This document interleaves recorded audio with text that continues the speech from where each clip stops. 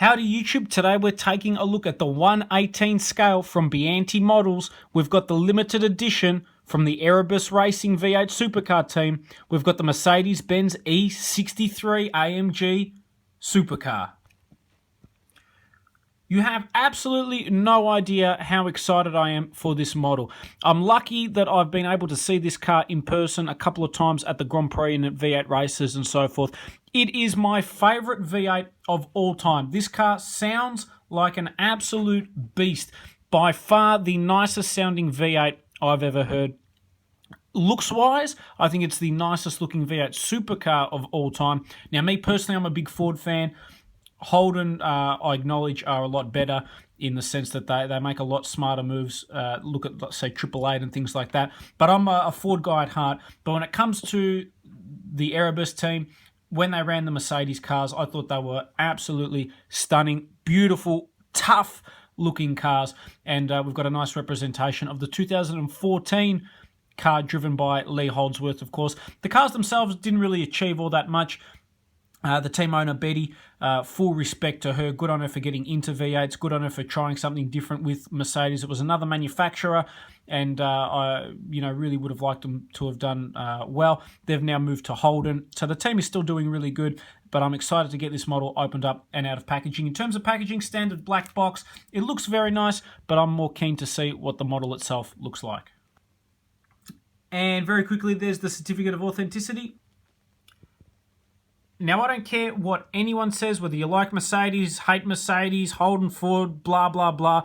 This is one of the nicest looking car models I've seen. The actual car itself looks stunning. Mercedes wanted nothing to do with V8 supercars. Betty had to pay basically for the body panels, pay for all of the development work and everything like that. And, it was really a privateer run thing. Mercedes themselves wanted nothing to do with it, but it just looks like such a nice car. I wish Mercedes made something like this in real life. I know Mercedes run DTM. This destroys a DTM car, looks-wise, in my opinion. This looks excellent. I love the front. I love the sides. I love the color scheme. I love the fact that it has AMG on the side, the performance division of Mercedes. It is just a really cool car. Black and blue, two of my favorite colors. Looks great on this. And lots of nice detail. That is one thing I will give Biante. They did a really good job with this model. So I've adjusted the lighting a little bit, so hopefully you guys can see this car a little bit nicer. It really does look outstanding. I love on the top that it's got the Jack Brabham, one of the all-time greatest Australian racers. One of the all-time greats in general, especially with Formula One. The Brabham Formula One team as well, winning multiple world championships and so forth. I also love, as a big martial arts fan, that it's sponsored by Tap Out. I think that is really cool indeed. But the model itself just looks nice. I mean, I can't say anything bad about it. A big shout out to my girlfriend who got this for me for my birthday. She definitely picked well. Definitely a very cool model. And a nice shot of the car there. Now, Biante models, in terms of quality, definitely are nowhere remotely close to what they were several years ago. Several years ago, you could feel the weight on the cars. This has a bit of weight, certainly more than some of the other brands that make V8 supercar models, but at the same time it does feel kind of cheap. It doesn't have the same level of detail that we got with Biante years ago, and that's things like the bonnet opening. It doesn't do that on this, which is a real shame as well. In terms of the detail, it does look nice. That is one thing I will say. Visually, they nailed the presentation. And hopefully you guys can see the car from the front. Nice detail. They nailed the Mercedes badge. The front grille. It's just a nice looking car. The front kind of looks elegant, but then when you look at it, from a more overhead view, it just looks really sinister, really savage. Sounds beautiful as well. And a quick shot of the car from the other side. Definitely really cool looking.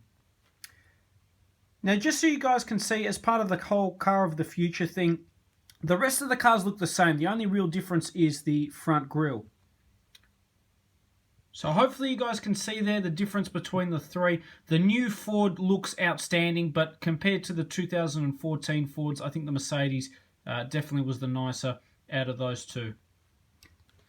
Just for comparison, I've got the AMG V8 Supercar next to the CLK GTR GT1 Le Mans car. That's another one of my favorite Mercedes, another beautiful but also extremely tough looking car. And then you can compare it to, I guess, a Formula One. You can see the scale difference there. Honestly, the Mercedes model looks fantastic. It is a really cool car. If you're a Mercedes fan, I think it's well worth picking up. If you're a diehard Ford or Holden fan, then no, this is not the model for you. But just in general, I think if you're a car fan, it's such a cool looking car. It's something different. The graphics and the color scheming on this particular model looks great. I highly recommend it, and I'm a big fan. So I hope you guys have enjoyed this review on the Mercedes E63 AMG V8 Supercar.